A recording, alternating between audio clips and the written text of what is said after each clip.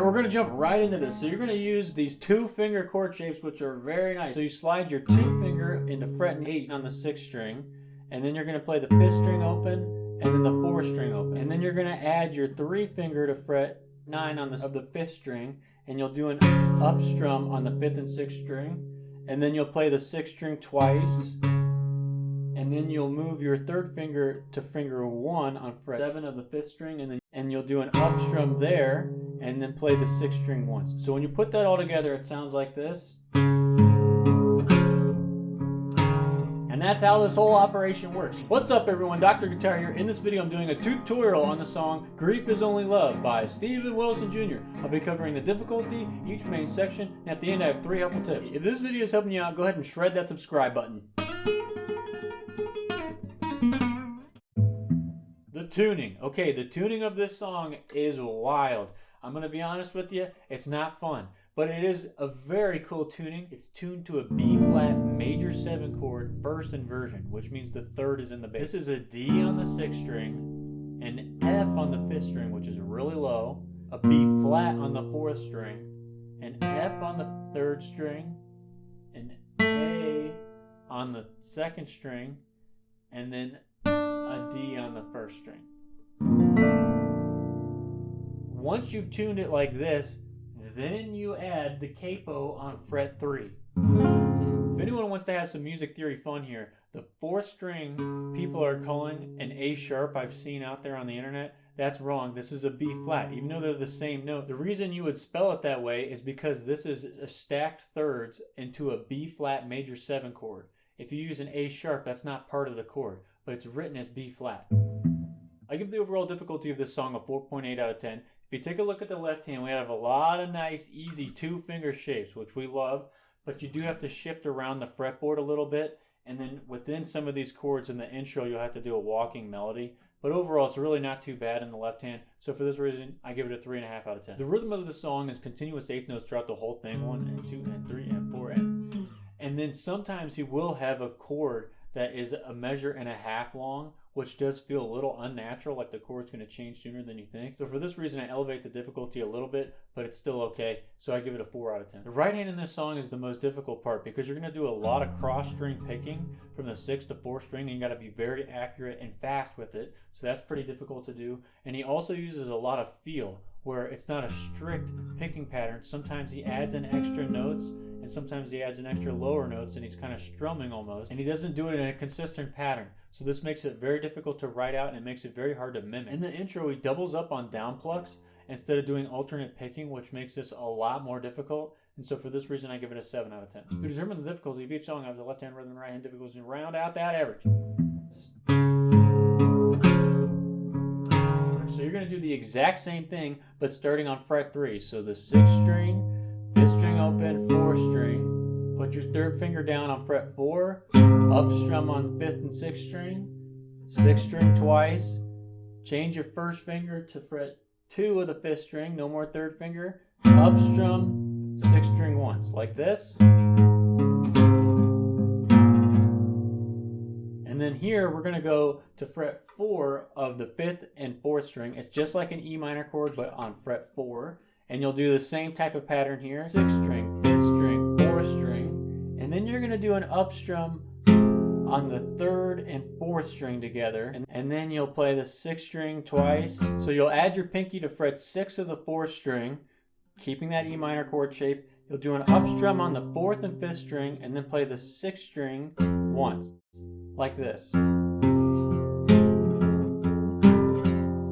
So from here, you'll do the 6th string 3 times, 1, 2, 3, and then you'll do that up strum on fret 6 and 4 of the 5th and 4th string, and then you'll play the 6th string twice, and then you'll play the 3rd string, and then the 6th string, like this. So all that repeats, except at the ending here, instead of doing a full shape on this D minor chord, we're going to change the ending a little bit. 4 down strums on the 6th string, 1, 2, 3, 4, and then jump up to fret 8 again and do down, up, down, up, as a strumming pattern, down, up, down, up. So when you put the whole intro together, it sounds like this, very slow. 9,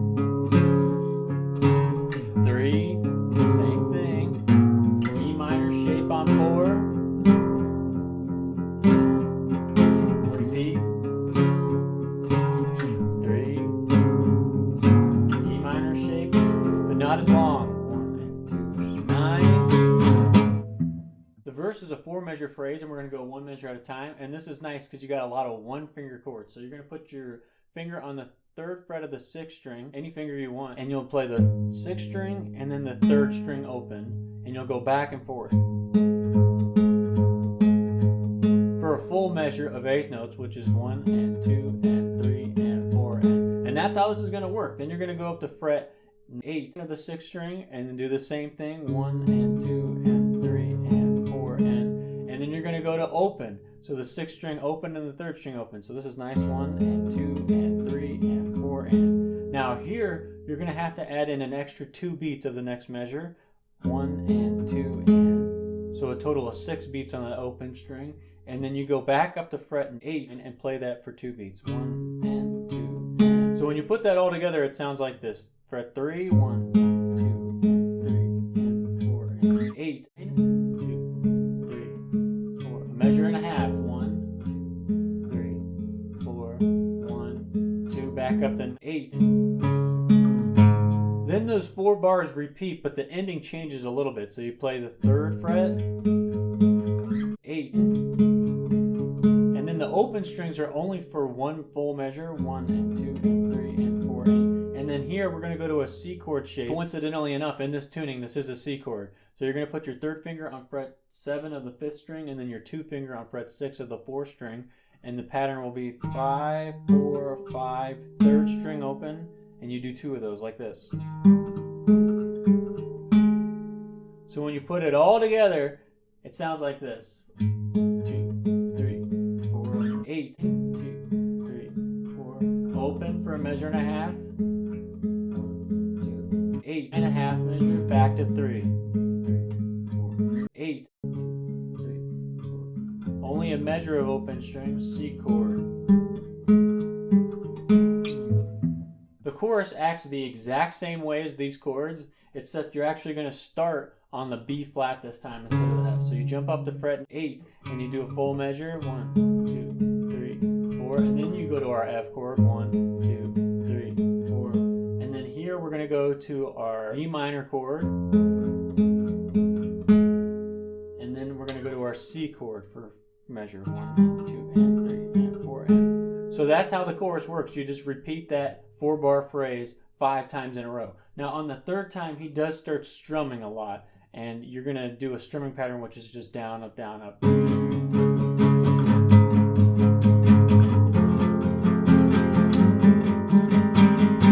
On fret 4, the 5th string and 4th string, which is just an E minor on fret 4, and that's where this shape comes in, because now when you're strumming, it all fits in there a little bit better. The bridge is nice because you just strum an F chord and let it ring for a measure and a half, like this. 1, 2, 3, 4, 1, 2, and then jump up to fret 8 and do a half measure here of strumming. 1, 2, 3, 4. And then back to F, and you'll strum the rest here. 1, 2, 3, 4. And that leads you back into the verse.